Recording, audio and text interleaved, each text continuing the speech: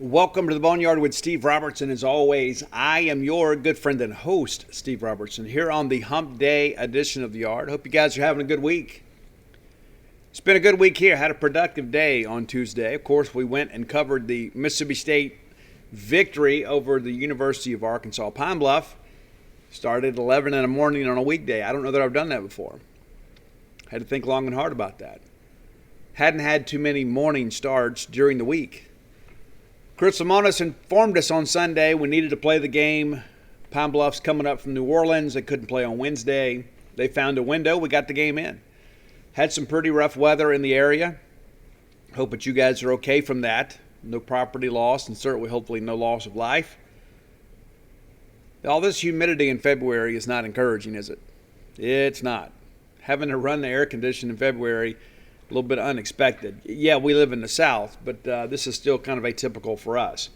Want to provide you guys a dog pile shipping update. My hope is this is the last one we have to discuss until, maybe May. How about that? So on Tuesday, I get up and I got a couple messages and said, hey, just want to get a little update. And, I've had several of those, starting to get less and less of those. I went from getting about 25 per day to one or two. So we're getting it taken care of. But reached out to the publisher. We had made plans to meet on Wednesday and sign some books and personalizations. And I said, hey, I tell you what. Let me get this ball game done. Let me get the Diamond Dogs a win in the victory column.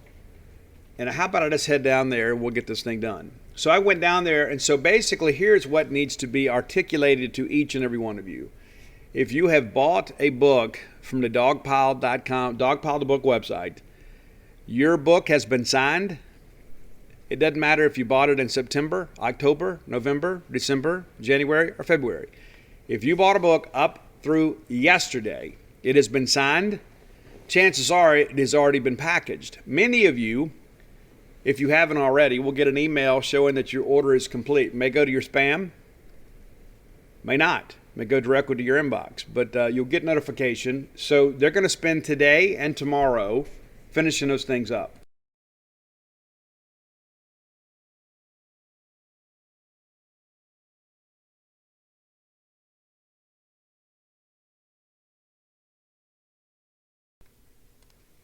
Had a little technical difficulty there. Hopefully that doesn't show up on the show.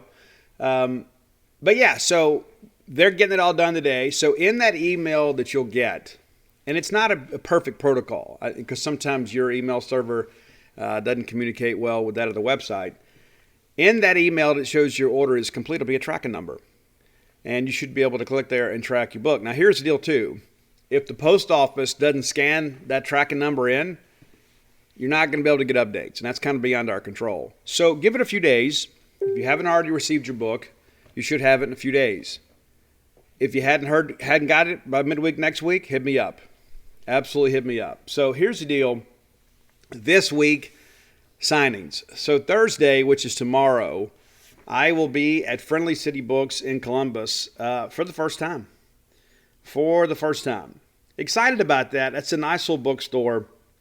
And eager to get over there. They have all the books except for Blooms of Oleander. I'm going to bring them some stock tomorrow. And then if it does well there, they can order some more. So here's what we're going to do. Tomorrow in Columbus, that's 3 to 5. Thursday, February 24th, Friendly City Bookstore, Columbus, 3 to 5. That's downtown. If you're unfamiliar, you can Google it. You can find it on your Maps app on your phone. Friday, I will be Barnes & Noble before the game on campus for the first time. Pretty cool, right? Game's going to start at 3, which means I'll probably sign books. I would suspect probably maybe 11 to 2. Be looking on social media for actual updates on that, and I'll remind you guys Friday morning. So if you're coming to the game Friday, if you can make an afternoon matinee start, swing by Barnes & Noble, and you can see my smiling face. Now, on Saturday, I'm actually going to miss the ball game, which is rare for me, but I'm going to miss the ball game. I will be at the Ridgeland Barnes & Noble from 2 to 4. Won't make it back in time to finish at the ball game. That'll be part of it. Going to have to miss a few games this year. I hate it, but, duty calls. And then Monday, you find folks in Tupelo I'm going to be at Reed's Gumtree Bookstore for the first time. And that's going to be a 3 to 5:30 deal. 3 to 5:30. Now, here's the deal, too. They've had to reschedule a couple times because Mother Nature hasn't really cooperated with us. So when we finish the show today, I'm going to drive to Tupelo. If you've already pre-purchased books through the Gumtree Bookstore, I'm going to go sign those today. You've waited long enough. And so we'll go get that knocked out. That way you can run over there, pick up your books here in the next day or two there in Tupelo. Excited to be part of that and partner with those fine folks. Then Tuesday, March 1st, I will be in my hometown of Columbia, Mississippi. It's where I was raised. I'll be at 2nd Street Bean from 11:30 to 1:30. Then on Wednesday, looks like we're going to be able to do a signing there at the ballpark at Trustmark. That appears to be the case. I will finalize those details and let you guys know. Excited about that. We'll partner with College Corner. They actually have the book there. So that's going to be March the 2nd, Wednesday at Pearl. And again, details to follow on that. That Thursday, I'll be at Capitol Grill in Jackson, March the 3rd. And in Baton Rouge, you guys claimed me as one of your own for 16 years. I'll be down there next Monday, March 7th. That'll be a Drusilla's seafood event with the MSU Alumni Association. And the NAFL Championship Trophy will be there too. So that kind of gets you up to date on what's going on. Yes, I'm getting a lot of windshield time in. Yes, I'm getting a lot of practice signing my signature. I don't know that you could forge it because I don't know that I write it the same way twice. So if you see that little scribble above my name on a title page, that's your personalization, or that's your signed book. We've had some personalizations too, and I want to mention this too. There were a couple we missed, I guess you could say. I mean, when you process 5,000 books, you're only human. You're going to make some mistakes. So I apologize for that. Find me out somewhere. We'll be happy to remedy that. The reality of it is that I want to make sure that everybody's happy. Now, one of the things, too, about personalizations, I think it's important to understand this, too. When I'm writing the personalization, I am writing from me. I am not writing on your behalf. Some of you, and I love you to death, I do, you've asked me to write, like to my loving husband or whatever. That I'm not doing that. You can write whatever you want to in the book. You can write your own inscription. You can have a card that goes along with it. But I'm not writing and basically revealing my love for your significant other in the book. Outside of that, I'll write pretty much whatever you want, long as it doesn't contain any profanity. So, again, don't know how we're going to do personalizations moving forward. And I'll be honest with you, it has slowed the process down a little bit. So maybe in the future, the only personalizations we do will be a book signing. It's just, not sure how I feel about it yet. Still talking about that with my agent. But again, if you have ordered a book through the dogpilethebook.com website, it has been processed unless you order today. And chances are, if you order today, it may have been processed too. But I can't guarantee you that. I can tell you that all the books that were purchased prior to today have been signed and are being packaged for delivery. So be watching your email. And again, if you don't get the email, don't panic. If you don't, because we've had some people that didn't get the email and then their books show up the next day. As a matter of fact, I had one today, a longtime Boneyard listener who had been patiently waiting. Checked in with her yesterday. She goes, no, I haven't gotten an email. I checked with the publishers. I'm there last night. That email was sent. For some reason, they didn't get it. And then they got their book this morning. So don't panic. It's been a process, but it's all being taken care of. And again, there's some people that, they don't get any credit. It's my name on the book. And, I guess in many respects, I get both the blame and the credit. But there are a lot of people out there that are kind of doing a thankless job. And so I do my part to try to make sure they know how valuable they are to me. To get these things done. Again, there are people right now in Madison, Mississippi, working to get your books in the mail. And again, the commitment's been made to me as I share with you that everything will be mailed out this week. And again, thousands of you already have your books. I mean, I want to make it seem like that everybody's just kind of waiting with bated breath. Thousands of you have already gotten your books and read them. And other people were eager to get them. And we also, too, last night I'm sitting there signing books, and I look up and I see that John Martin has bought a book. I've met John before, but I don't know John. We don't have a personal relationship. I noticed that the address is not too far from where I am at the time. I said, hey, we got to go pick up dinner anyway. Why don't we go drop off these books on the way? Didn't call them, didn't text them. We just showed up, knocked on the door, They were having supper. I think it was pepper steak. I think. They would have made me a plate, I'm sure. Knock on the door. A couple of young men answered the door, and I said, hey, is this John Martin's residence? Well, yes, it is. Is John here? Well, yes, he is. And I hear John in the background. Hey, that sounds like Steve. Oh, it is Steve. Yes, it was Steve. I have always wanted to do that. And I thought, you know what? Let's do this. Let's go surprise some people and make it really special. And so I wish I could do that for all you guys. Just not practical. So we did that, and a lot of smiles, a lot of handshakes, took a couple pictures, that sort of stuff. You guys are important to me. I don't always share that with you, I guess, but you are. You guys have been very loyal to me for many, many years. There's a reason, this show has been going on as long as it has. And that's because you guys continue to tune in. There's a reason that genespage.com had the biggest year in its history in 2021. Part of that is the great work that our staff does there. The rest of that equation is you guys. You guys gobble up our content, whether it be free or VIP. So thank you. Thank you very, very much. And I meet people all the time at book signings and say, Steve, I have all your books. And they do. And for a guy that didn't write his first book until 2017, I've written 5 now in 5 years. It took me a lot longer to write Flim Flam than it did Dogpile. But the reality of it is you guys have been great to me and to my family. And on behalf of everybody that benefits from that, thank you very, very, very much. Let's thank our good friends at Bulldog Burger Company, longtime sponsors of this show. Love those folks to death, too. And one of the reasons why is dependability. There's a reliability and a dependability factor. Listen, I eat a lot of different places in Starkville. I do. And I'm not going to name some names, but sometimes I go and the service is a little less than advertised. Went the other day to a place and, probably what I get for not going to Bulldog Burger Company. I've been there a couple times, had a good experience. I go and, it takes me forever. I'm going for lunch. I end up, basically spending the afternoon. You're not going to get that at Bulldog Burger Company. Even when they're busy, a lot of times they have adequate staff to be able to get to you right away. That's important. Absolutely important. Service matters. And it's not just the service that makes Bulldog Burger Company stand alone. It's the quality of the food. It's the quality of the experience, the quality of the atmosphere. Go by, have the spring rolls as your appetizer. They'll make you and everybody around you better looking. It is science. It is absolute science.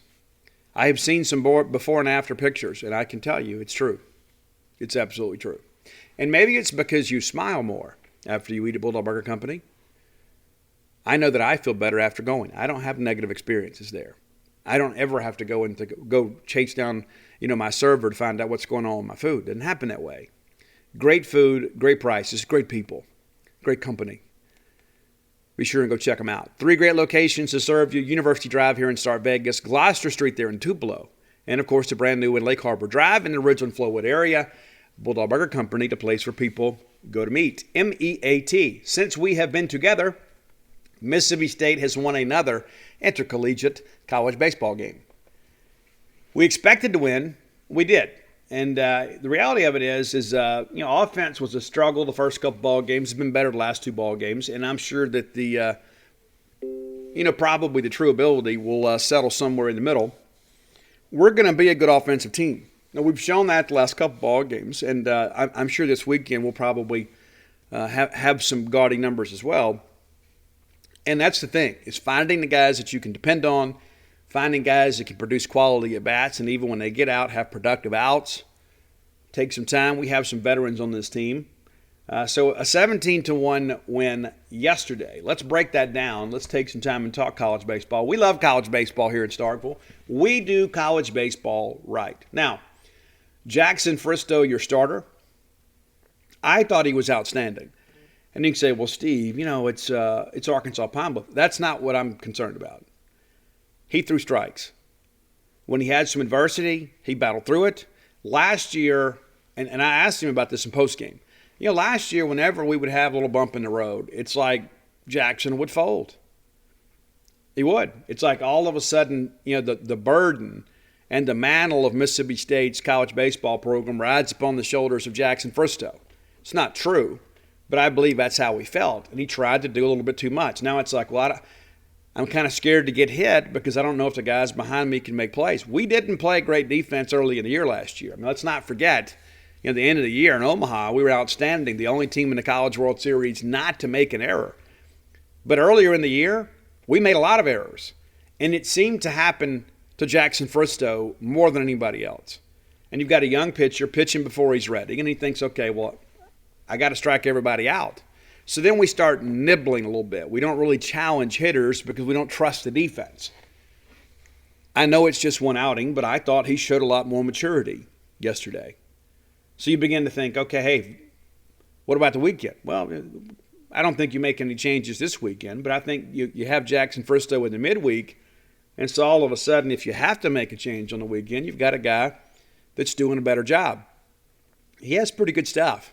I won't say that he has Lennon Sim stuff because very few pitchers in the country do. I don't even know if he has Cade Smith stuff.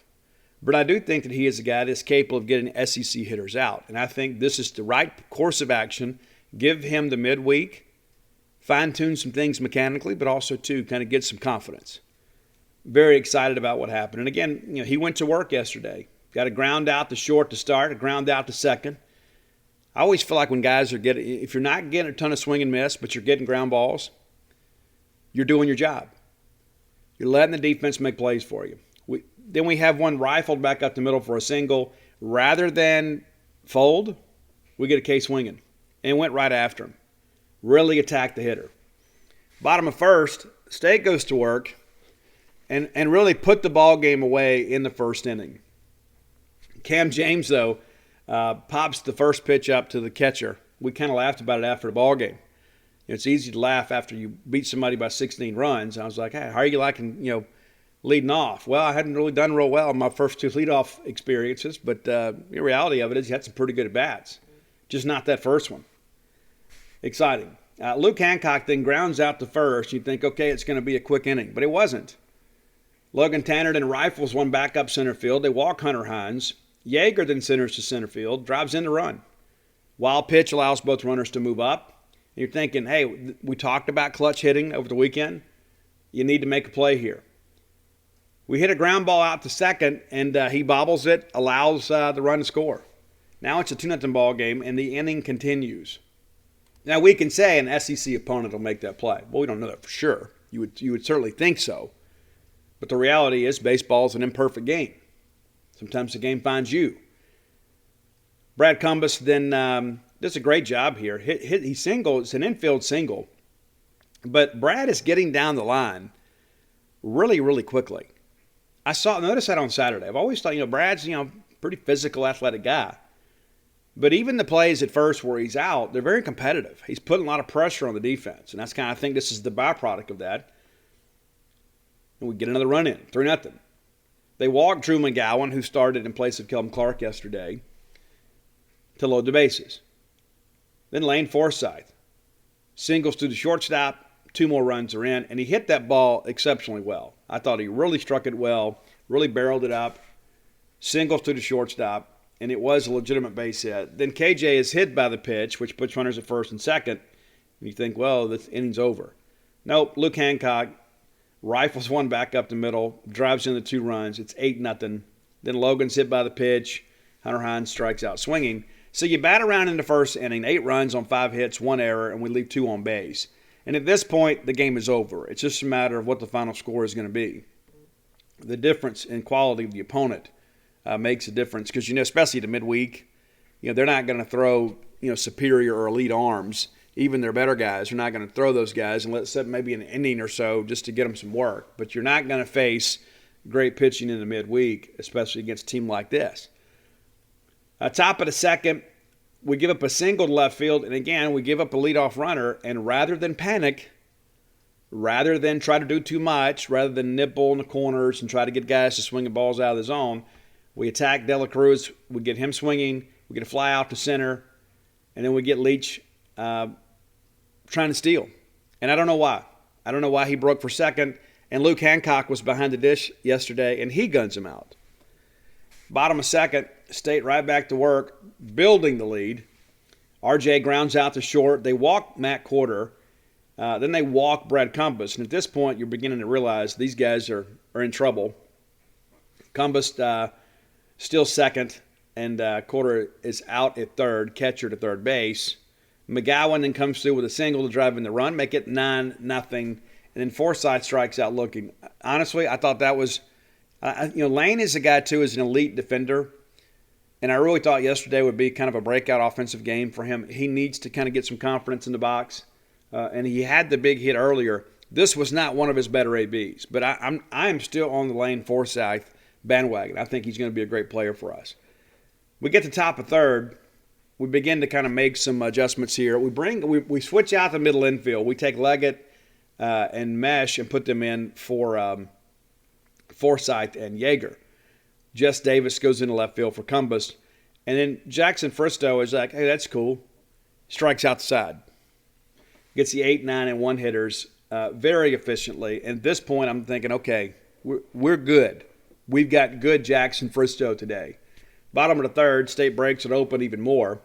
They walk Cameron James. They walk Luke Hancock. They walk Logan Tanner to load the bases. We make a change there, bring in Von Siebert for Logan Tanner at the DH spot. And then Hunter Hines is hit by the pitch, which brings a run in. And they've gifted all that to us. And that's the thing, too. You only had one hit in the inning. You end up scoring a couple runs. Tanner Leggett reaches on a fielder's choice, but gets the run home there. They force Hunter Hines at second. Quarter grounds out to third, and again, it's an RBI. We talk about productive outs. Well, here you go. They gift you some base runners. You put the ball in play. They come in and score. Jess Davis gets his first hit as a Bulldog with a single infield single. Moves Leggett to third. Bring in Kellum Clark from McGowan. We get a fly out to left field. Honestly, I think Kellum's probably trying to do a little bit too much. He's hitting the baseball very, very hard. But I think, with a guy like him, they're not going to give him a ton of fastballs that he can turn around. He's having to evolve a little bit as a hitter, and he will. I am a huge Kellum Clark fan. I know some of our fans, 4 games in, we got to do this. Just relax. Just relax. The cream always rises at the top. Arkansas Pine Bluff, top of 4. Again, we're getting pretty liberal here with our substitutions. Slade Alford comes in at third. Skinner then goes to center field, and Kellum Clark stays in the game. We give up a home run. But here's the thing, too. I am perfectly okay with this. In a 12-0 ball game, I want Jackson Fristo. I want anybody out there on the Bulldog mound. You challenge hitters. Let's get the game over. We're not throwing meat, but at the same time, too, we're going to go get these guys. You can't hit a 13-run home run in college baseball. Higgins then flies out to short left, and Leggett runs it down. Martinez, in Louisiana, they call that Martinez. Martinez singles back up the middle. We get a strikeout swinging and then a ground out to short to end the frame. So they finally get on the board, but again, that's basically what was going to have to happen in order for those guys to score, provided we didn't gift them base runners, is they were going to have to run into something. I didn't think they were going to be able to piece anything together. They absolutely couldn't. They make a change on the mound, bring in a different pitcher. Frank Perez came in strong and then lost control. They bring in Guy. And the thing that I think about, too, is you guys know my oldest son, Ani, played college baseball. Played NAIA baseball, and it's probably his dad's fault. And even though we're very grateful for the opportunity and the experience he had at Williams Baptist University, if I held him back a year, he's probably a Division I baseball player. And I see these guys that play at schools like these, and I think to myself, how in the world was he not a Division I baseball player when I see guys out there throwing 60 and 70 miles an hour? I don't get it. Either way, I guess that's the little league coach in me coming out, being a little bit sour-graped. So we get Mesh to ground out to second. They walk Slade Alford. Hancock pops up to third. Siebert is then hit by the pitch, and then Hines flies out to left. And so they gift us a couple runners here. We don't make them pay. You say, well, Steve, it's 12-1. Yeah, that's true. But the reality of it is when they're going to give people to us, we've got to be able to put the ball in play and move them around. The problem is when you're facing 60 to 70 mile per hour pitches, it's hard to stay back. It's hard to stay back and make level contact. All right, top of 5. We bring in Andrew Wally to make his Mississippi State debut. Fristo, again, 4 innings, and really happy with his effort, but more importantly, his poise. That's what happens when guys have some experience at this level. You throw those freshmen out there. Landon Sims wasn't great as a freshman either. That's what people forget. And so Fristo, I thought, again, one of his better outings, and he had some good ones for us last year. And it's not about the length. It's not about the win. It's not about number of pitches thrown. It's the fact that he showed a little mental toughness. There were times last year he really appeared to lose focus. I didn't think he did yesterday. I thought he was really locked in, and I think that bodes well for the future. First thing Walling does is walk a guy and then walks a guy. Scott Foxhall then comes out. We make an adjustment. Not exactly sure what was going on mechanically. We make an adjustment here and we start getting some productive pitches.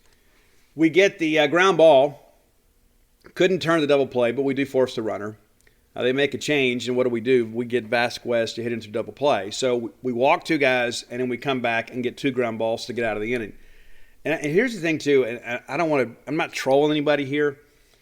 The book on Andrew Walling, when we recruited him, is that this is a guy with electric stuff. This is a guy with a major league arm, but control is an issue. Well, we've seen that. We've got him too. Back in the fall, it's like, well, we haven't been 100%. Then we get him in the spring, and he walks more than anybody else, walks as many as he strikes out. And so that's something we're going to have to figure out. When can we use him? Where can we trust him? My hope is he gets it figured out, because seeing that guy out there throw it, that guy's got a big league arm. He absolutely does. And Fox will have to kind of get him where he needs to be. The thing that I've learned about baseball, too, though, is like at this point, you are who you are. Kind of a left-handed version of Eric Tarantola, right?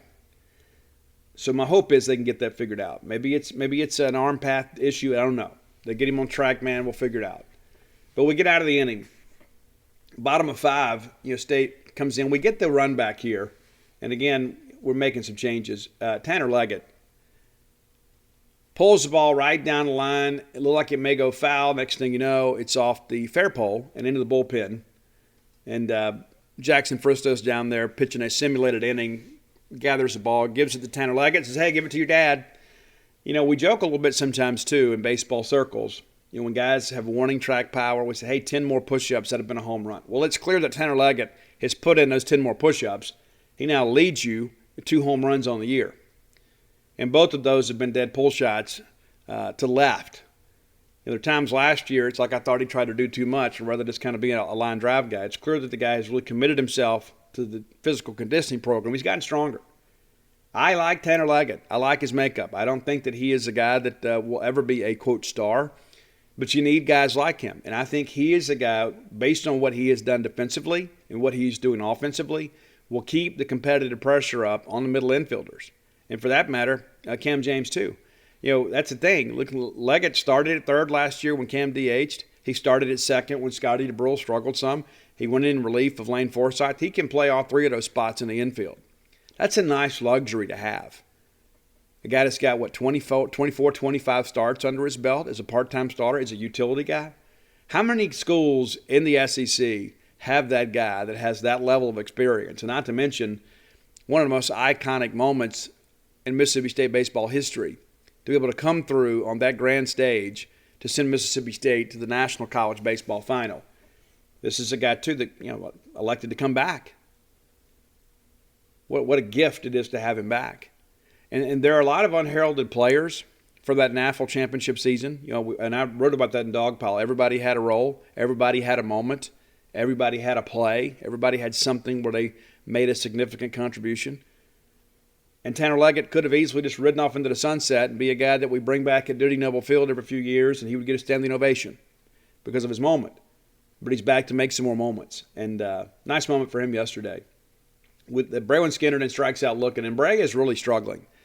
He gets a hit later in this ball game, but he's just not seeing the baseball well. I don't know what's going on with him. I guess he's had 5 at-bats, and 4 of them are Ks. That's got to get fixed. And then Davis is hit by the pitch. And Kellum Clark hits one on the absolute screws. It's a sinking line drive. The second baseman's able to dig it out, and then they force Davis on the play. And sometimes the game plays you tough, as Chris says. That's kind of how it was there. Kellum hits that ball 3 feet either direction, and thing's rolling in the outfield. But it just so happens he hits it right to the guy. And Kellum's making contact. He's hitting the baseball hard. I think he's just maybe a BP session away from where he needs to be. I'm not worried about him. I've said that before, and I'll reiterate it. Kellum Clark is going to be a real factor for Mississippi State this year. Top of 6, we bring in Pico Cohn, who I am a fan of. I guess he comes in right after Walling walks, a leadoff hitter. They bring in Pico Cohn, and he comes out to kickstart my heart from Motley Crue, so we hope to hear him pitch a lot. We'd like to see him come out there. As Brian Haydad joked, he looks like a guy that could be in Motley Crue. I don't know if I go quite that far. I think that guy's me. But Pico, I appreciate the fact that you were raising your fist to the gods of rock. All right, we get a ground out to short, then we get a strikeout looking, and then a line out to second. So pretty efficient work there by Pico. Bottom of 6, a lot of changes for those guys. And then Davis Mesh absolutely murders a baseball to right center. There are some balls that kind of leak over the fence. There are some balls off the bat you think, it's got a chance. Not this one. Oh, no. Oh, no. As soon as it left the bat, you knew that it was gone. You're like, holy smokes, who knew that Davis Mesh had that kind of power? Our dancing machine. We hadn't done that too. I got to find out what's going on with that. Whenever we get a 1, 2, 3 inning on defense, Davis Mesh would kind of lead the dance in the dugout. We hadn't done that this year. Not sure what's going on with that. Maybe that's been buried in 2021. I like guys that keep the dugout loose, and Davis Mesh is one of those guys. Good personality on the team. Nice to see him have a little bit of success. And again, you want to keep your middle infielders working hard? Yeah, you let those guys like Tanner Leggett and Davis Mesh go out there and have some success at the plate. Sweet Alford then strikes out looking. Luke Hancock singles to the right side. Siebert lines out to center. Actually hit it on the nose. And he has hit some baseballs really, really well. Doesn't have a lot to show for it. But he has hit some baseballs really, really hard. It's just a matter of time before they start falling for him. They walk Hunter Hines, and then Tanner Leggett, again, Tanner legend, dare I say, wrote that article this morning. He doubles to left field. We drive in another run. Then Bray Skinner, and God bless that kid, man. What a great young man. He pulls through, gets a nice, solid single to center field, drives in 2 runs, makes it 17-1. Jess Davis follows with a single. So a couple of hits for him. How about that? We talk about that center field competition. You're like, hey, well, Matt Corder looked really good over the weekend. And now you've got, a couple guys he's competing with.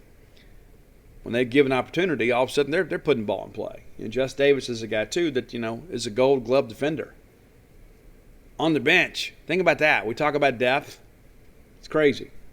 And then Kelvin Clark flies out to center field. Actually hit the ball really, really well. Again, I think he's just close. Top of 7, De La Cruz singles up the middle. They pinch hit. We get a strikeout swinging, then a ground out to short. That ends the ball game. There was an agreed upon 10-run rule in the game. It's like once the game got a little bit gaudy, they walked down and said, hey, they just agreed upon a 10-run rule after 7. And we knew we were trending in that direction. Just a matter of time. All right, let's look at the box score too. Let's go back and kind of look and see these numbers and see how things went. So let's start, number 1, with Jackson Fristo. 4 innings pitched, 4 hits, 1 run, 6 Ks, no walks. The best number of that, the no walks. That's outstanding. 2 flyouts, 3 ground outs. Very efficient in what he did. And again, I've preached about it the entire show, about how impressed I was with his poise. If that continues, he could certainly be a factor in the midweek or on the weekend. And I think, he wants to be on the weekend. Everybody wants to be on the weekend. But when you've got a guy like that that's kind of, just waiting his turn, he's like, Coach, I'm here if you need me. That's a nice luxury for Chris Lemonis to have. Because, again, you look at the weekend, I thought you had 2 quality starts. And I'm not going to sit here and talk poorly of Casey Hunt. I thought he pitched pretty well, too. He had a couple things kind of get away from him, but not ready to give up on him either. Guys had an outstanding fall for us and spring, probably kind of coming into his own, but there you are. If Casey's not the guy, then next maybe perhaps Fristo is. Walling goes the 1 inning and walks 3 and does not allow a hit. And that's the thing, too. The stuff is electric. He just got to make sure we get it in his zone there. And then Pico Cohn comes in, goes 2 innings, allows the 1 hit, strikes out 3, doesn't walk any. And you like that, too. A freshman to come in. And how many times last year did we see that? How many times did you see Chris Lemonis make that angry stroll out to the mound because we had a reliever in there that couldn't throw strikes? I can think of a handful of ball games where that happened. The Arkansas State game comes to mind, where the game is lopsided and over, and then we can't throw strikes. So you bring in a freshman like Pico Cohn, a very talented left-hander, and say, hey, go finish the game for us. And that's exactly what he does. He goes out there, he pounds his on, and then kind of earning some confidence, too. That's the guy we're going to need to match up. And that's the thing I look at Cam Tuller. Cam is kind of hit or miss at times. And so you're going to need to match up left-handers, so we're going to need Cam to come along. But here we go. Now all of a sudden you got Pico, and so you start thinking, hey, if I got to mix and match late, I got a couple guys I can work with. So it doesn't all fall to Cam Tuller. And I think that's good for both of those guys. So good pitching effort. Just allowed 5 hits over the 7 runs, 4 of those on Fristo, but they were scattered. You had the 1, tank job, home run there. But, yeah, again, good effort. Looking at the hitting numbers, and there are a lot of names in the box score, but Luke Hancock, one of your heroes, 2 for 4 on the day with 2 RBIs and 2 runs scored.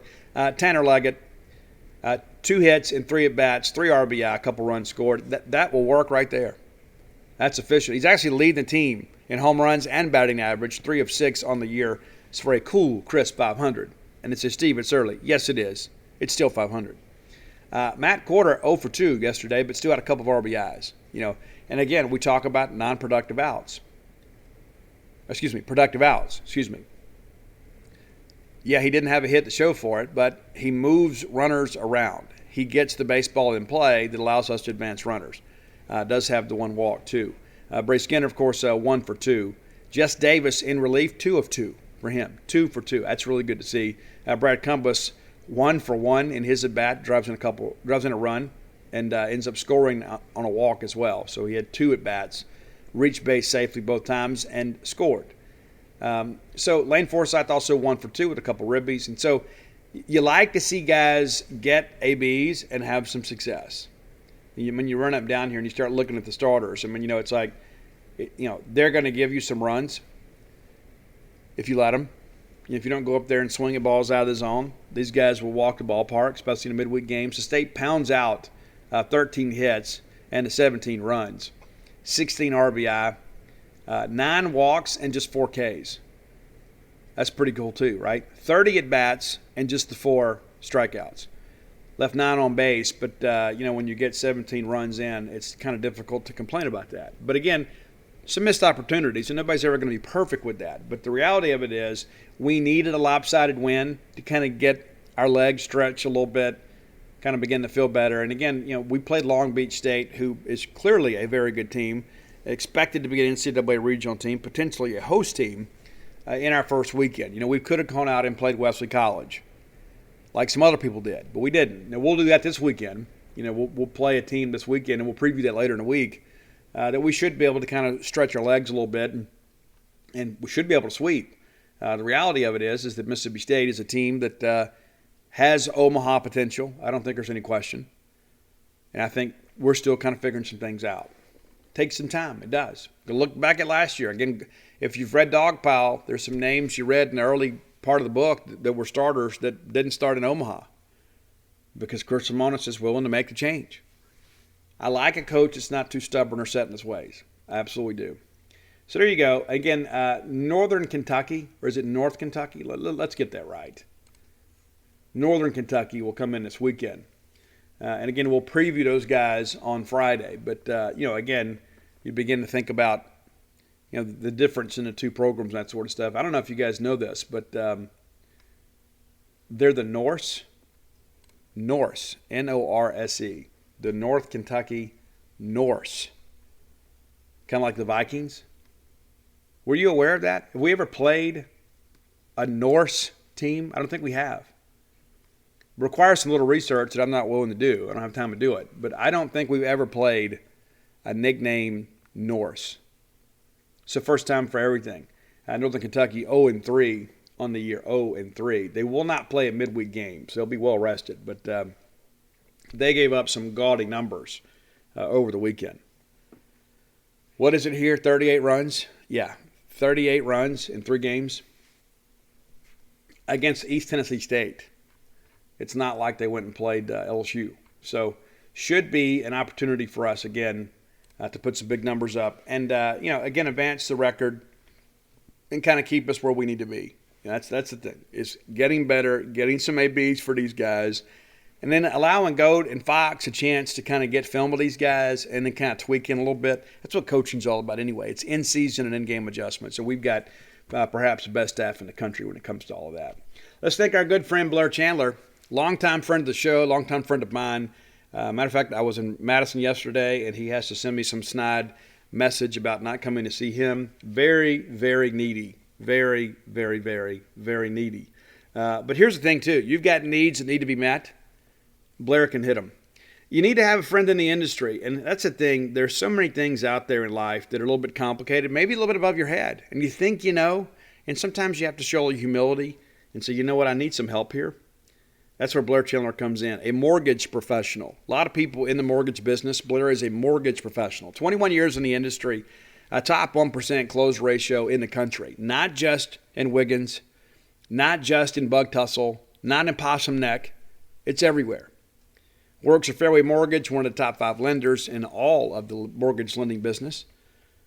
Recently voted number 1, customer satisfaction and mortgage experiences. Pretty cool. So you got the top guy with the top company and a guy that's willing to work with you because he sees you as family. And here's the deal. If you mentioned to Blair, you heard about him on the show, mention, hey, Blair, Boneyard. Heard about you on the Boneyard? He's going to pay for your appraisal. It's $500 value. A lot of fees associated with getting a loan closed, whether you're buying a new home or refinancing. And a lot of people say, well, Steve, what about refinancing? I don't understand. Maybe I don't want to do that. Well, maybe you're looking to consolidate some debt or get some cash out to do some home improvements. Get your equity working for you. Take advantage of the low rates right now because with all the uncertainty in the world, you never know when it's going to change. Chances are going to change sooner rather than later. Let me give you his personal cell. It's 601-500-2344. 601-500-2344. That's closewithblair.com. Okay, so we were set to do the country Mississippi State walk-ups today. We're going to actually push that back to Friday. Okay? Chad Gomillion reached out to me on Twitter, and I was already kind of leaning this direction, and I thought, I don't know if anybody would get this other than me. Maybe a few of my friends that wore flannel and patchouli in the early 90s. But Chad Gomillion says, hey, Steve, any chance of calling an audible on the Top 10 Wednesday and doing a Mark Lanigan Top 10 at least sometime soon after hearing his passing today? Lots of great options, some Screaming Trees and Queens of the Stone Age. Absolutely right, Chad. I agree with you, and I was already leaning that direction. You pushed me over the edge. And so those of you that don't know, Mark Lanigan, a pioneer in grunge, great friends with the guys in Pearl Jam and Nirvana, and they've done a lot of work with Dave Grohl. Dave Grohl actually has sat in and recorded an album with Queens of the Stone Age. Kurt Cobain did some work with them in a kind of a local, kind of a hodgepodge band called Jury. But Mark Lanigan and Screaming Trees, those guys in many respects were forerunners. They had recorded, 5 albums before they had their first major release. And so they were, in many respects, were real pioneers of the genre. And Mark died yesterday and released by his family. And Mark is a guy that had struggled extensively with alcohol and narcotics. Matter of fact, his heroin addiction got so bad, he got such major infections that his arm had to be amputated.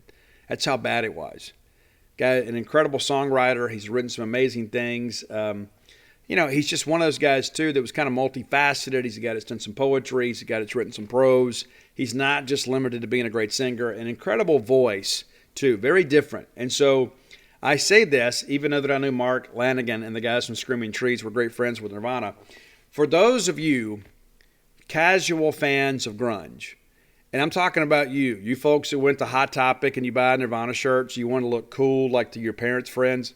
Okay, you need to listen to this list today because these guys here were recording albums and selling out venues in the Pacific Northwest before Nirvana had a record deal. And again, no disrespect to Nirvana today. I'm not a fan.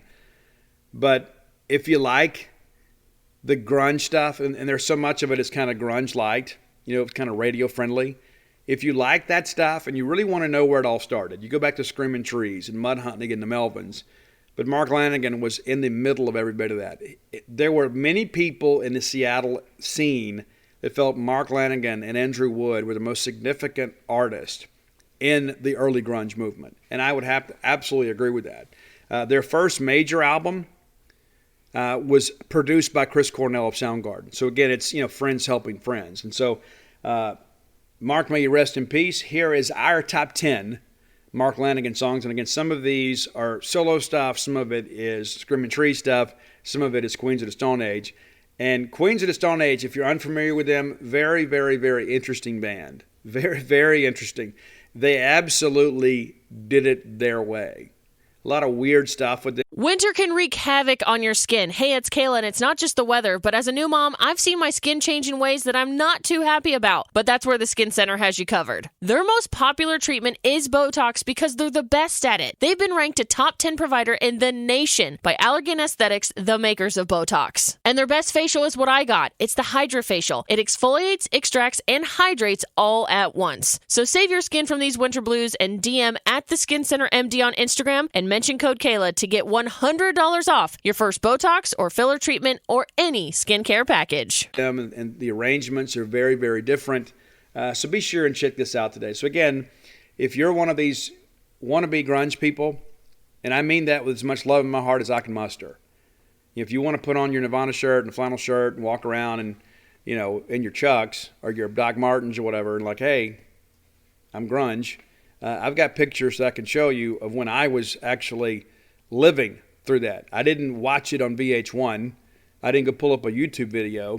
I was in college and all this was happening, like many of you. And so we embraced it. And, shout out to our friends in Hattiesburg and the old defunct band Eulogy of the Dog, and all of you that went to Tal's Dart Bar, which they changed it to Tal's Music Emporium, which is kind of lame. But nevertheless, we were there. We also went down to New Orleans to watch many of these bands play when they made a southern trip. And so we didn't go to Spencer's Gifts and Hot Topic to buy our shirts. We bought them at the show to support these guys and support their efforts in music. And many people say, well, Steve, it's such a conflict. I mean, it's like you like grunge, but, in many respects, grunge killed the 80s sound. And I don't know that I agree with that. I think that the record companies did that. I think the record companies that had gotten lazy trying to have these cookie-cutter, Revlon rockers out of the West Coast were looking for something new. They had allowed that scene to get bloated, and next thing you know, there was just movement in the Pacific Northwest that really changed a lot of things. And it only lasted about 15 minutes. It did. To hear some people say today, it's like, oh, it was great, and it was, but it didn't last long. It didn't. It's kind of like that, the beef Mexi melt from Taco Bell. It was great, now it's gone. You can't even get it. You can't even make it yourself. It's completely gone. All right, so here we go. Mark Lanigan, top 10. Number 10, from one of his solo albums. This is the Mark Lanigan Band. Really cool guitar here. The tone is really cool. The opening riff gets your attention right out of the gate. It sounds a little Queens of the Stone Age-ish, but it's the Grave Diggers song. Like the vocal in this one, too. Really cool. Now, one of the coolest songs that has a much different vibe from just about anything else in the catalog is One Way Street. That's also a solo joint from Mark Lanigan. One Way Street is much different. And I think, again, it just kind of shows his versatility and his work really as a poet and a songwriter. Number 8, from the Queens of the Stone Age. It's the feel-good hit of the summer. And again, that's kind of a, play on words there. It's one of those things they know they're not going to have the big hit. And I think the beauty in bands like Screaming Trees and Queens of the Stone Age is like, sure, they'd love to have some money, but they never sold out. They were true to themselves. They did it for the art. They did it for the fact that they had some creative pursuit they wanted to satisfy. And I have a tremendous amount of respect for people like that. Number 7, Black Sun Morning. That's a Screaming Trees song. Probably one that many of you don't know quite as well. It didn't get played on MTV, so you probably don't know it. But it's a bit of a deeper track. It's one of my favorite Screaming Trees songs. Number 6, we're going back to Queens of the Stone Age. It's The Way You Used to Do. Again, very, very clever writing here. The vocal performance, flawless. And again, it's a little different. Number 5, Go With the Flow, Queens of the Stone Age. If you played Guitar Hero, maybe you played this one. It was on one of those, Rock Band or Guitar Hero, whatever. It's a great tune. One of their more well-known songs. Got some radio play with this one. Number 4, and so this, again, a Screaming Tree song that actually got some play on MTV. Because like what happened, MTV used to be music television, right? Now it's like 24-hour ridiculousness and then hair care commercials or whatever. But we used to have 120 minutes. And then next thing you know, a lot of the bands that we saw in 120 minutes were in regular rotation. And Screaming Trees was one that maybe didn't break through, maybe like Nirvana or Alice in Chains, Pearl Jam, Soundgarden, some of those bands. But this is a song that was pretty popular. It's Bed of Roses by Screaming Trees. Bed of Roses by Screaming Trees. Number 3, one of the most difficult arrangements, I think, in the history of music. It's Threes and Sevens by Queens of the Stone Age. It's so different. It's like when you're hearing it, you're just grooving along. Next thing you know, they change it up. That they're changing up the measure to change up the rhythm. It is a wild song, and it's, again, just kind of shows the playful nature of Mark Lanigan and these guys too. I mean, they're creative geniuses, but it's like we don't take ourselves too seriously. So we're going to call a song Threes and Sevens, and we're going to kind of play it that way. Really cool song, and one that I really like. My favorite Queens of the Stone Age song is your number 2 song. It's No One Knows. No One Knows by Queens of the Stone Age is a great, great track. And again, I love that opening riff. There's just so much about that too. That, like, for me, like 10 seconds into a song, I kind of have an idea if I'm going to like it or not. This is one of those from the very first time that I heard it. I was like, what is this? It's pretty cool here. I think you'll dig it. Number 1, though. And again, I give Chris Cornell some credit for this too, for kind of bringing out the genius in Mark. It's Nearly Lost You. I Nearly Lost You there. Now, Mark is not the vocalist of Chris Cornell or Eddie Vedder were. Completely different. Completely different. Wore the flannel, had the long hair, had the Doc Martens, all that cool stuff. But he wasn't some poser. This guy was a real artist. And it's sad that we've lost him so soon. And, my hope is when, they haven't revealed the cause of death, not that it's our business. I mean, honestly. But a lot of times when people die young, there's always some kind of, difficult circumstance, and death is always difficult. But you understand my point. It's like when you have somebody that lives to be 85, 90 years of age, you say, well, they lived a long and full life. Mark lived a short and full life too, and was pretty much known for his epic, reckless lifestyle in the Seattle scene, which is one of the reasons I think Screaming Trees did not have the notoriety that many of their contemporaries did, is because of the fact that he was true to himself, good, bad, or indifferent. And I think living a life of excess really took a toll on him. So my hope is that we find out that he died clean and sober. But he'll be dead either way. But the bottom line is we're going to celebrate his music today. And again, if this is a band you're unfamiliar with, let me encourage you. If you don't know Mark Lanigan, if you don't know much about him, listen to the list today. And I think you're going to be like, oh, hey, I hear some elements of Pearl Jam. I hear a little Nirvana in here. Well, it's because these guys were doing it. They were doing it early on. They were really kind of the innovators and influencers of the scene, one of, for sure. And so I don't know that they've gotten their just due. So, sadly, Mark is gone now. And, his genius songwriting is behind us now, too. My hope is there's some unreleased material that perhaps they'll make public again. But the reality of it is he's passed away far too soon. And that's the thing about the grunge scene, too. And nobody wants to talk about this, but the reality of it is that there was all this morose, this depression, that sort of stuff. And that's what fueled the movement in many respects. It's like, hey, we're not those pretty boys from West Hollywood. We're just a bunch of dudes up here where it rains all the time. We have to drink coffee to stay awake, and we got our flannel and our stuff on, and we're just trying to make our own way. And so we went from having a very image-conscious rock scene to having one where image didn't matter. And so these people shared their pain. And if you go back and listen to just about all the grunge music, it's very depressing. And that's kind of one of the reasons it was short-lived. Not just because some of the artists were short-lived, but also, too, I think people, at some point, like, I'd like to feel good about life again. I mean, does it have to rain all the time? But that's kind of what happens with these guys. It's like, okay, we're depressed. We have some success and notoriety. Now I can go to therapy. Now I can pay the rent. Now I can eat every day. I can get better drugs or whatever, and then all of a sudden it's gone again. And so it's like now we're back to being those same dudes again, and it's been difficult for many of those guys to adjust. And so wish the best for him and his family. And again, please check out the list today. That's Mark Lanigan, former singer of Queens of the Stone Age and Screaming Trees. Be sure and check those guys out. Let's thank our friends at Campus Bookmark for the next segment of the show. They're my friends. They're your friends. They're everybody's friends. I love them. They're like family to me. When I go in, I get a hug. I get a hug and a handshake from everybody. You probably will too. The hug may not linger as long, because you don't have that long-standing relationship like I do. Maybe you won't. I don't think it's just because I'm special. I think it's because I have long hair and tattoos, and people, like, hey, let's get a hug. Let's hug it out, bro.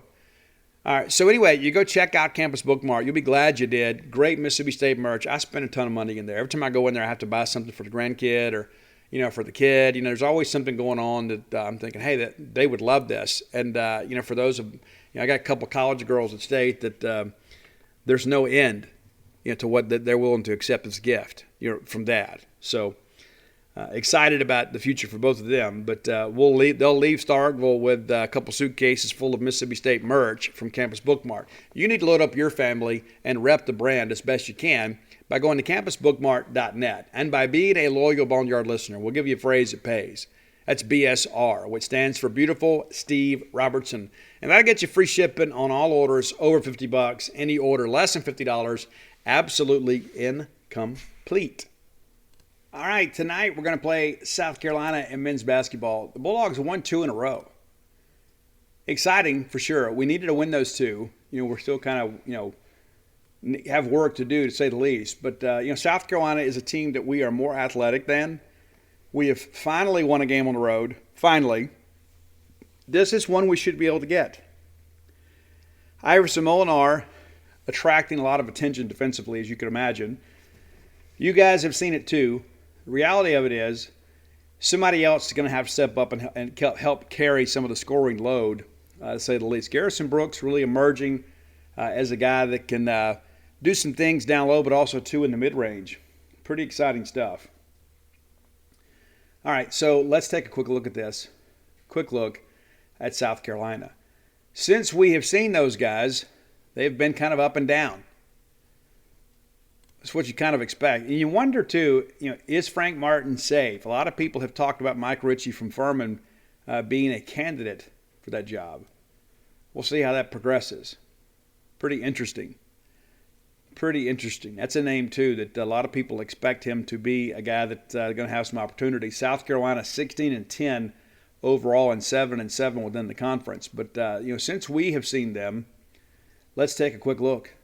We get them 78-64 here, and really they made a late run to make that game look a little more competitive, and it really wasn't. I thought State really outclassed them. The next game, they lose 81-57 to Tennessee in Colonial Life Arena. They then get beat by 10 at home by Kentucky. Pretty good effort there. They win at Georgia 80-68. Nearly everybody wins at Georgia.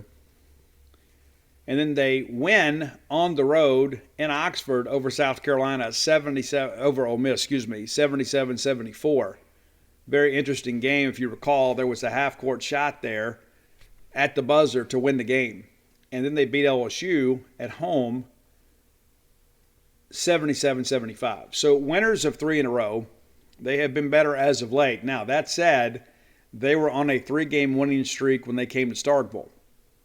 Not exactly sure about the matchup here favoring those guys. I think if we go out there and play up to our potential, we will win this basketball game.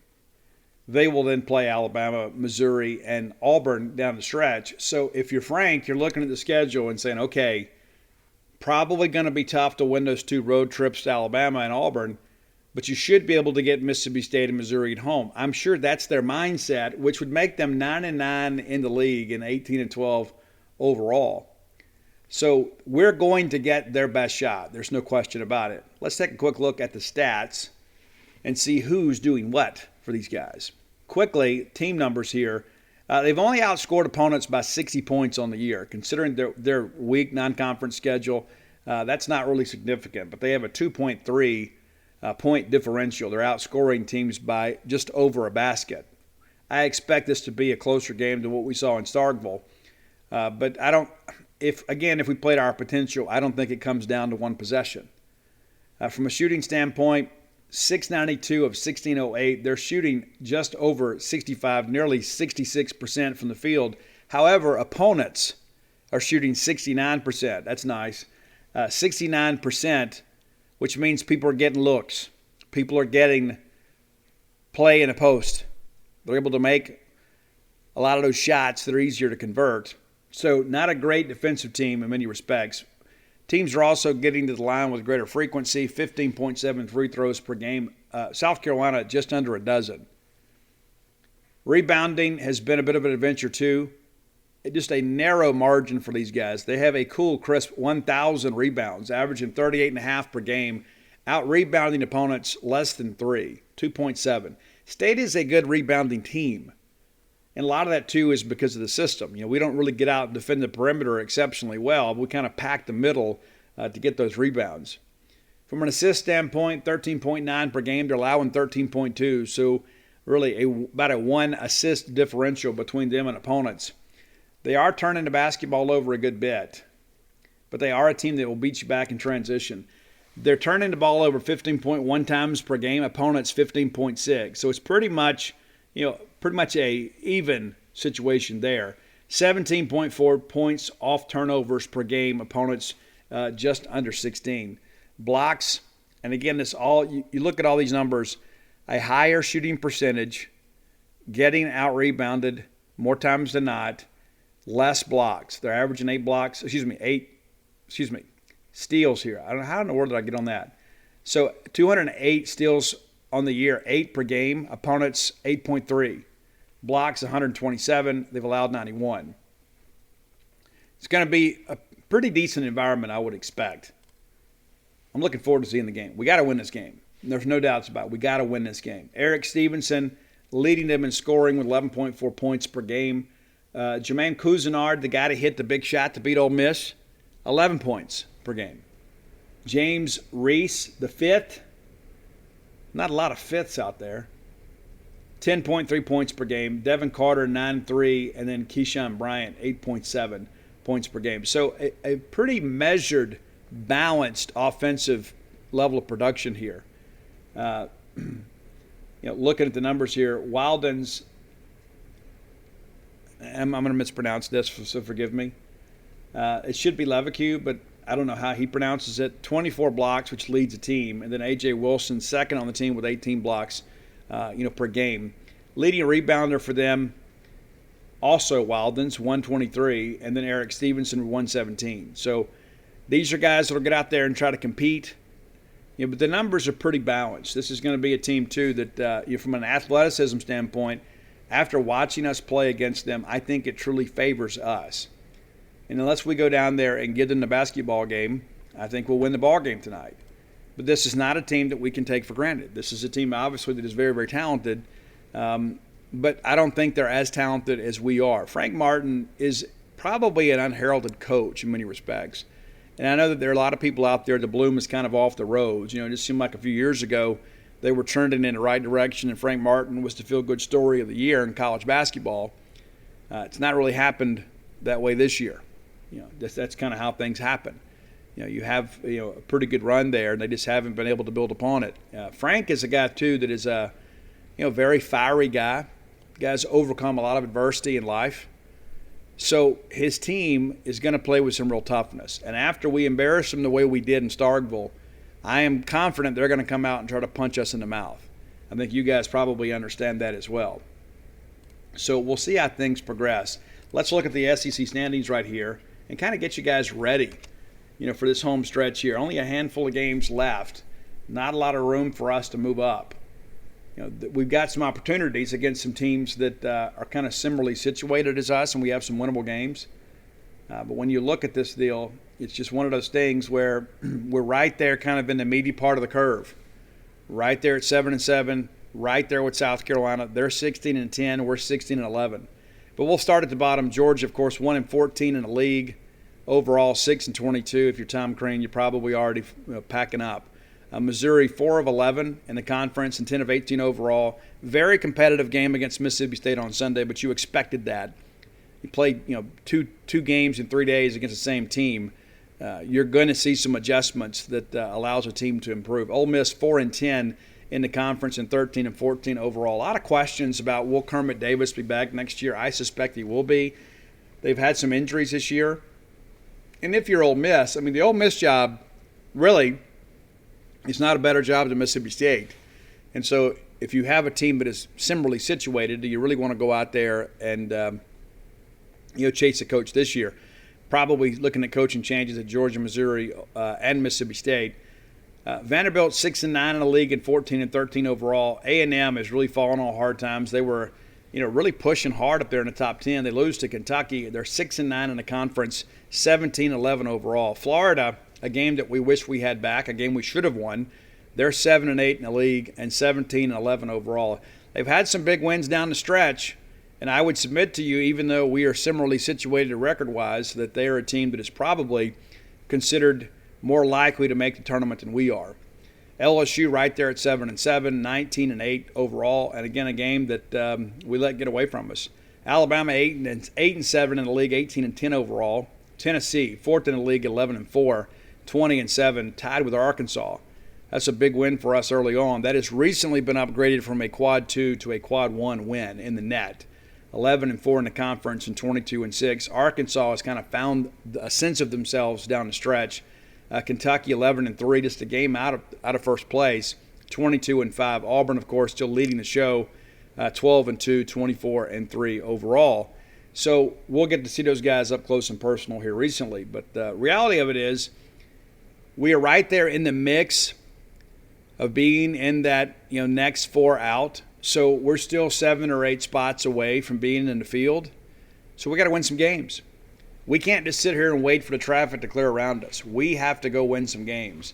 And when you look at what's left on the schedule, there's just the 4 games left. And I submit to you, we potentially could win 3 of the 4. I do not expect to beat Auburn. I just think that is an athletic advantage that they have. I don't know that we're going to match up well with those guys. So you got to win the rest of them. You got to win at South Carolina. You got to beat Vanderbilt at your place. You got to win at A&M.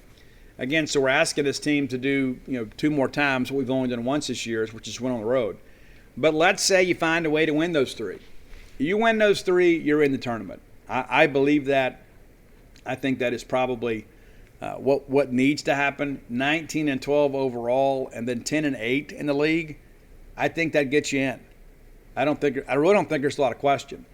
Now, let's say you go 9-9. I think all of a sudden you're really, you're treading some dangerous waters. You're 8-10, you're out. And there have been a lot of times that we've left this team dead and buried. I believe Ben Howland probably coaches with his back against the wall best. We're not a really good front-running team. I think we're a team that, we kind of grind it out. We like the fact that we're a bit of a blue-collar team, but we're going to have to grind out some games here. You lose one of these games you're expected to win, you're really leaving it in the hands of other people. Got to take charge here. And I don't even know if winning 3 of the 4 guarantees that you're in. I feel that you're in. Depends on kind of how things shake out around the rest of the country here. But let's say you win 3 of 4 and then you win a game in a tournament. I think you're absolutely going to be in the NCAA field. And after some of the things that have happened this year, and again, we have really struggled to pick up a signature win. We still don't have one. So we're just kind of an above-average team, trying to find a way to work our way in. And obviously, you win the last 4, you're absolutely in. But, that Auburn game, that's just one you look at, and I just don't think I'd give our team much of an opportunity. But tonight, it's a 5:30 p.m. tip. That is an SEC network game. I'm sure you'll be wanting to find that and check it out tonight. Again, it's 5:30, South Carolina. If you're in the area, please turn out and go support the Bulldogs. I know they appreciate you being there. And then, of course, Saturday, we're back at Humphrey Coliseum for a noon tip.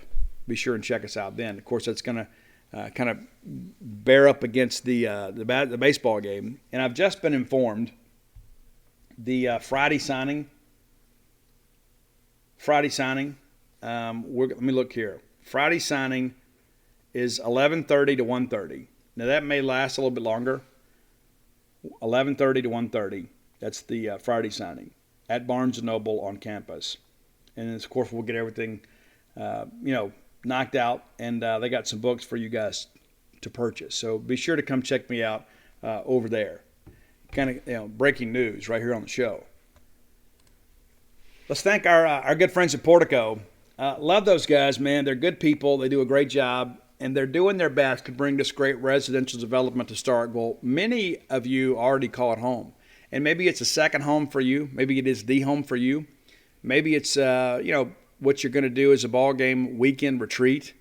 Maybe you're like, hey, I'm tired of dragging all this stuff back and forth from home. I like to have a place to keep all my tailgate stuff. Have a Mississippi State man cave or whatever. And that almost may be a little bit disrespectful. We have some ladies that are as big or bigger fans than their husbands. And so maybe you want to decorate the living room in maroon and white too. Be sure and do that. Our friend Brooks Bryan, part of this great group that's making Starkville a better place to live, making it a better place to work. Brooks is a guy that wore the uniform, so he understands how special this community is to everybody.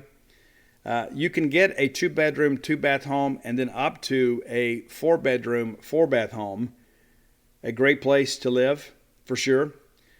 Love the convenience of being that close to campus, 1.1 miles away, easy access to 82 and 25. Phase 1 completely sold out. Phase 2, we're getting there. We're getting there. Construction underway there. And again, it's one of those things, too. It's funded by Bulldogs. It's built by Bulldogs. And it's going to be lived in by Bulldogs, too. So your neighbors are going to be Bulldogs. How cool is that? So you don't have to ride around and see some smarmy neighbor with an Ole Miss flag up there, right? It's M over S all the time. Give Brooks a call today. I'm going to give you, again, that's what we do on the show. We're family, so we can trade numbers. It's 601-416-8075. Again, that's 601-416-8075. We missed it earlier, and before we get into this segment two, I didn't award the Prime Shrimp Player of the Day. What's clearly Tanner Leggett. Tanner Leggett's a guy, too, we've talked about. We've given the numbers. Tanner Leggett is a guy that does an outstanding job for Mississippi State. Tanner Leggett does what he's asked to do. He started at third. He's played at short, played at second, played in the outfield. He's just one of those guys that loves wearing the uniform and has had some success at the plate. And again, it's interesting to me that you've got a reserve that is leading the team in home runs. So Tanner Leggett, your Prime Shrimp Player of the Game yesterday against Arkansas Pine Bluff. A lot of our fans over on Gene's page have already purchased and received some shrimp and have eaten it and are enjoying it tremendously. We're proud to partner with the New Orleans-based Prime Shrimp to bring you guys some delicious and easy-to-cook shrimp that you get delivered straight to your door from primeshrimp.com. It's very well packaged. It's very well cooled. So if it gets delivered while you're at work, you're not going to come home to a big stinking mess. You can just grab it right out of those pouches and put it right in the freezer. They've been peeling shrimp in New Orleans since the 1940s. They're proud to debut an exciting new product for you to serve restaurant-quality shrimp at home in under 10 minutes with none of the usual fuss or cooking. You don't have to devein the shrimp. You don't have to peel them. It's outstanding. Just take the pouch of pre-seasoned shrimp, drop it right into boiling water, and you have a meal ready in a few minutes without all that messy prep. Order at primeshrimp.com and get it delivered straight to your door. Use promo code Boneyard to unlock some savings for yourself. That's promo code Boneyard at primeshrimp.com. Try it today with a risk-free purchase. If you don't love it, get your money back. And as a guy that lived in South Louisiana, it's nice to be able to get some great seafood from down there. I don't know if my palate is a little more refined than other people's, but the reality of it is I like to be able to do business with Louisiana companies when we can, when it boils down to seafood. You'll be glad you did. That's player of the game, Tanner Leggett from primeshrimp.com. Okay, so let's get into this women's basketball preview.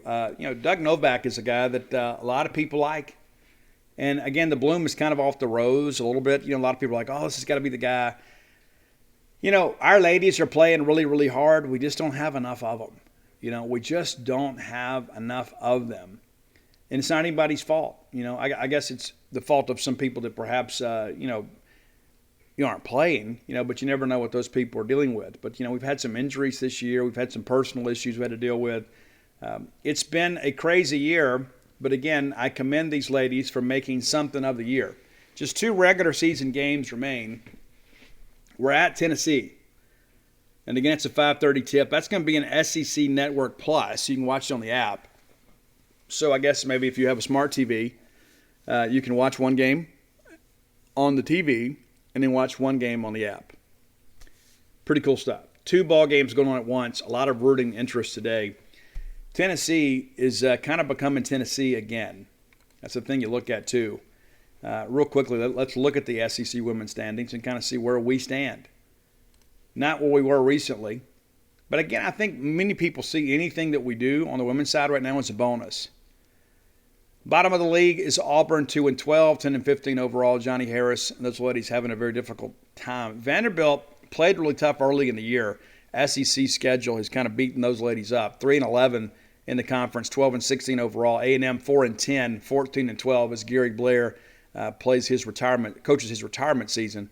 Alabama 5-9, 14-11. Kentucky 6-8. That's a game we wish we had back. 13-11. They're right there with us. We're 15-11 overall, but we're right there with them as a big meaty part of the curve. We're in the middle of that. Missouri, Arkansas, Mississippi State, Kentucky, all 6-8 in the league. Georgia right there at 7-7. That's a team early on that people thought, hey, this is kind of a dark horse in the league. Hasn't really worked out as well for them. Florida has now leapfrogged Ole Miss. We played Florida. They were just kind of figuring some things out. They're now a shoe-in for the tournament. Ole Miss, 9-5, 21-6, certainly going to be in at that record, but not what they once were. Florida, of course, 10-4 and 20-7, right there with Tennessee. Tennessee 21-6 overall and also 10-4. LSU, we gave those ladies all they wanted and then some and just simply ran out of gas. 11-3 in the league, 23-4. A team to watch in the NCAA tournament. And in South Carolina, the number one team in the country, 13-1, 25-1 overall. The one loss came to Missouri, who we split with. And what is it about Missouri? They always seem to find a way to give South Carolina some trouble out there in Como. So Tennessee, take a quick look at these ladies as you guys kind of prepare for the ball game. A lot to look at, a lot to think about for sure. Tennessee is a proud program. They're a team that kind of set the gold standard. For many years, it was either UConn or Tennessee. They have done a great job this year, for sure. Absolutely restoring the tradition to the program. So we'll make that trip up there, and that has been a house of horrors at times for Mississippi State. So we'll see how things progress. But they have lost 2 in a row. They lose at Alabama and then lose to South Carolina. Competitive games, but they weren't able to finish. So let's just start with SEC play and kind of work our way down, I guess. But, they begin the year blowing out Alabama. They sneak by Arkansas in Fayetteville. They blast A&M 73-45 in Thompson-Boling Arena. They go to Oxford and beat those ladies 70-58. That was a big matchup early in the year. Vanderbilt, they get those ladies 65-51. They win over Kentucky 84-58. They beat Georgia, I wouldn't say handily, but probably with a little room for error at 63-55. They lose to Auburn, which is so wild. Auburn's had 2 huge wins, and they hadn't had a whole lot to cheer about this year, but that was certainly a big one there, right there in Auburn too. They win over Arkansas 86-83, very competitive game there. They lose to Florida 84-59. Now, again, that's right when Florida was beginning to make their run, the early part of the month. They go to Hartford, Connecticut and play UConn and get reminded that they're not quite there yet. UConn beats them 75-56. And this is a UConn team that is really, really good, but probably not as good as what they've had in recent years. They take down Missouri 76-62, and then take down Vandy 66-52. They sweep the series there. And then, of course, they've run upon this 2-game losing streak. So can Mississippi State make this game competitive? That's a $1 million question. I think for 3 quarters we certainly can, but our depth has been a real issue as teams have kind of gotten in our legs in the fourth quarter. So I don't expect to win the game. And I hate to have the old 1970s and 80s Mississippi State mentality. I'm just kind of hoping to keep it close. And I think at this point, too, I think most people expect that we're not going to make the tournament. We had played our way on to the bubble and then on the right side of the bubble, and now here we are, kind of scuffling late. And again, it's a long season, and eventually people, they figure you out. And Doug Novak and his staff, which is kind of pieced together, among people that are working hard to make Mississippi State a better place, have done a commendable job this year. But the reality of it is that we're getting down to the end of the regular season. We're running out of opportunities to prove our tournament worthiness. So, again, we'll see how things go tonight. But, again, not expecting to win in the game. Hoping to win on Sunday. Be a nice situation there. Maybe leave the baseball game, go over there and cheer for the ladies on Senior Day to give us an opportunity to close this thing out on a positive note before we head to Nashville for the SEC Women's Tournament. Again, a lot of people keep asking about Doug Novak. I do not expect him to get the job, and I haven't expected it for a while. When we had that great run, I think he was making it interesting. But I think now you look at it and you kind of realize, okay, this is probably not best for us long term. And it's easy when we're prisoners of the moment. We put together a 3 or 4 game winning streak. Well, yeah, absolutely. Let's stick with the people. Dance with the one that brung you, as they say. You've got a really good opportunity here to make some big things happen. And then these things happen. Then you start losing some ball games. And, of course, the quality of competition's picked up a little bit too. But the reality of it is I don't think this is sustainable. That's my personal opinion. You can call it an educated opinion if you want, but the reality of it is I fully expect us to make a permanent hire that is not Doug Novak. Now, if Doug wins these last couple ball games, make a run in the SEC tournament, possibly get to the dance, then maybe you reconsider. But I think at this point, the focus is to bring in a existing staff. We've talked about that before. I do firmly believe at this point it will be a complete G5 staff unless, somebody stays behind. Maybe they promote from within. So you maybe have an opportunity to hire another assistant coach. Who that is remains to be seen. But as I shared with you guys before, I want a coach that has a system. We had that with Vic Schaefer. We had somebody that I love, there's always, you build your team you build your philosophy around what your team can do. I don't know that there are many people that truly win that do that consistently in basketball, especially.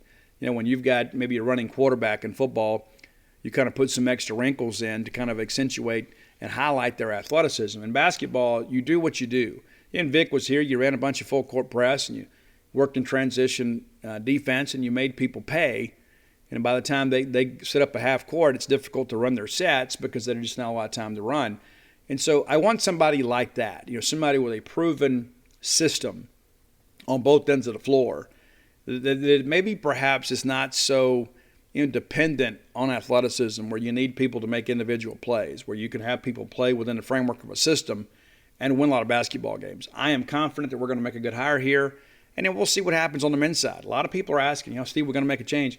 I don't think it's been decided. I think the reality of it is we've got 7 years, and we don't have a lot to show for that. Now, has Ben Howland put Mississippi State in a better situation? There is no question. We're a much better program than we were when he arrived.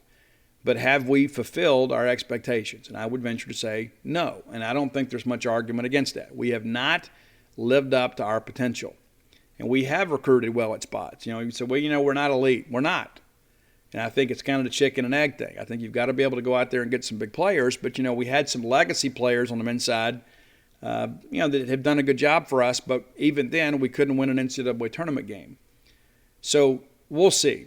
I don't think that search, pretty much at this point that there will be a change on the women's side. I don't think for sure there will be one on the men's side.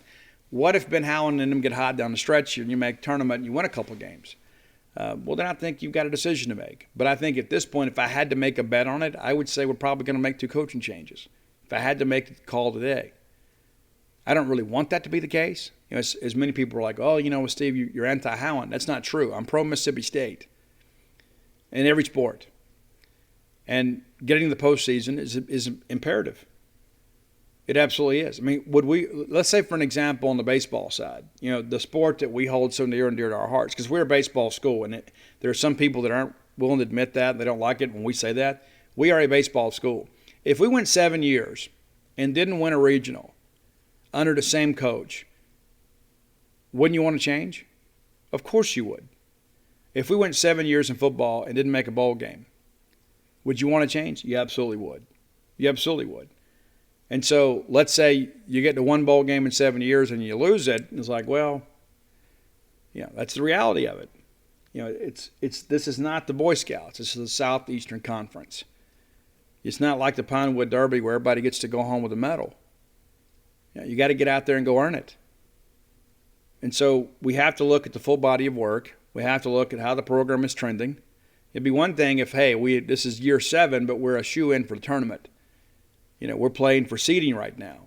But again, here we are again, kind of sweating this thing out, wondering if we're going to be in the tournament, needing, to win 3 or 4 down the stretch just to kind of stay in the conversation. I have higher aspirations for Mississippi State athletics than that. I do. This past year we were all kind of sweating out a bowl game, like in football. I told you guys at the beginning of the year, I think we're probably a 7-5 team. I think 6-6 is the floor. 8-4 is probably, 8-4 is probably the ceiling. We finished up 7-5. That was the over/under, and I thought that was a positive step. You win 4 the year before, you win 7 this year. You get to the bowl game. The thing that I go back to is, we got to find a way to beat Ole Miss too. We're not going to make a decision. That's not the biggest factor. If that was the biggest factor, we wouldn't have fired Joe Moorhead, right? Joe beat Ole Miss back-to-back years and got us to 2 bowl games. the only coach in the history of Mississippi State athletics to beat Ole Miss in back-to-back years and lose a job. And so some would say, well, we've never had somebody lose 3 in a row and keep their job. I haven't done the research on that. I don't know if that's accurate or not.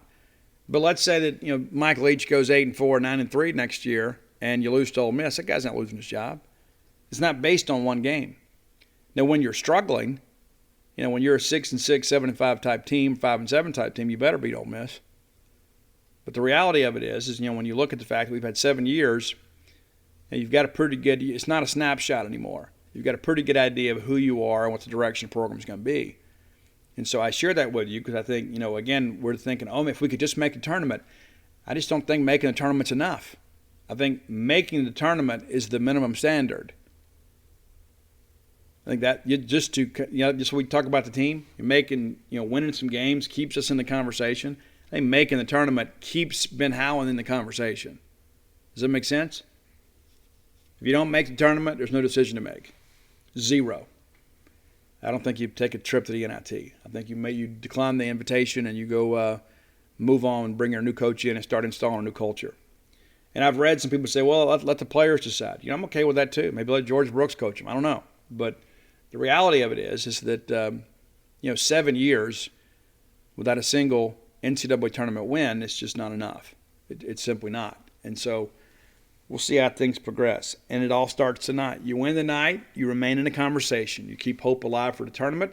You keep hope alive that we don't have to make a coaching change. You lose tonight, all of that takes a big step back.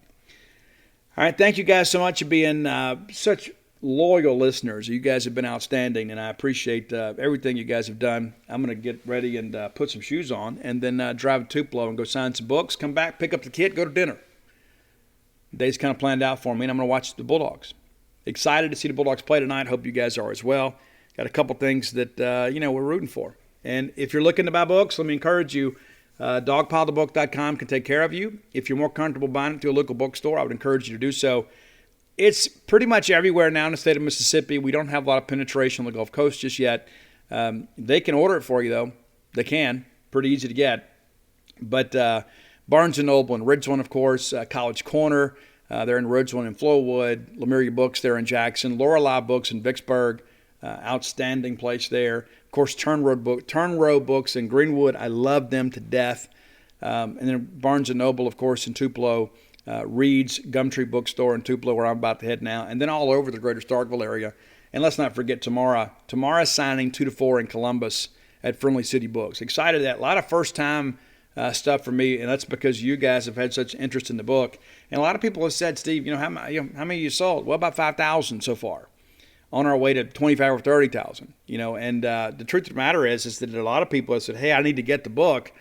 We're going to run out of the first printing very, very soon. We were hoping to make it to March. Doesn't look like it's going to happen. Matter of fact, we're having to kind of put some cases of books aside to be able to get some of these book signings. So again, I'm going to encourage you, if you live in the greater Mississippi area, to procure your books from those folks. Again, you can order online, and that's always something you can take care of, especially being an out-of-stater, and we're happy to take care of that. But the supply is about to be exhausted. But don't panic. We're going to have some more. Matter of fact, everything's been sent in. There's going to be a new cover. It's going to be the same cover, but some different graphics on it. And been some changes. We're still finding some things. I have people that reach out and say, Steve, I don't know if this is right. 99% of the time it is, but occasionally I miss something. And so we're able to go back and fix that in subsequent printings. And so there are some things we've already submitted for the second printing. We're already making a list for the third one. It's just kind of how life works. But be sure and go check it out, dogpilethebook.com. While you're there, you get copies of Flim Flam, Alpha Dogs, and Stark Villains. If you're looking at the Blooms of Oleander, you can order that online at Amazon. I encourage you guys to do that as well. If you're looking for Stark Villains gear, and some people are, every time I wear a Stark Villains shirt or hoodie, people always ask me, Steve, where'd you get that? Very easy. StarkVillains.com. You can get those shirts and hoodies in a variety of colors and styles. Thankful for the fine folks at Deep South Pout that take care of that for us. And again, I'm a shop, eat, and be local kind of guy. So I want to bring as many people along with me as we possibly can. So great to be able to partner with some great Mississippians in all the endeavors that we have. If you're not a subscriber to genespage.com, let me encourage you, you should be. And you can have all these questions that you have about coaching searches, recruiting, behind the scenes, team news. You can find it at genespage.com. That's it for today. Be back on Friday. We'll preview that great series coming up with Northern Kentucky and hopefully talk about a couple of wins in Mississippi State basketball. Hopefully that's the case as we preview the weekend as well. A lot of preview talk on Friday. Until then, let's all live our lives in a way we make more friends than enemies, and people can see a difference in the way we live. Winter can wreak havoc on your skin. Hey, it's Kayla, and it's not just the weather, but as a new mom, I've seen my skin change in ways that I'm not too happy about. But that's where the Skin Center has you covered. Their most popular treatment is Botox because they're the best at it. They've been ranked a top 10 provider in the nation by Allergan Aesthetics, the makers of Botox. And their best facial is what I got. It's the HydraFacial. It exfoliates, extracts, and hydrates all at once. So save your skin from these winter blues and DM at the Skin Center MD on Instagram and mention code Kayla to get $100 off your first Botox or filler treatment or any skincare package.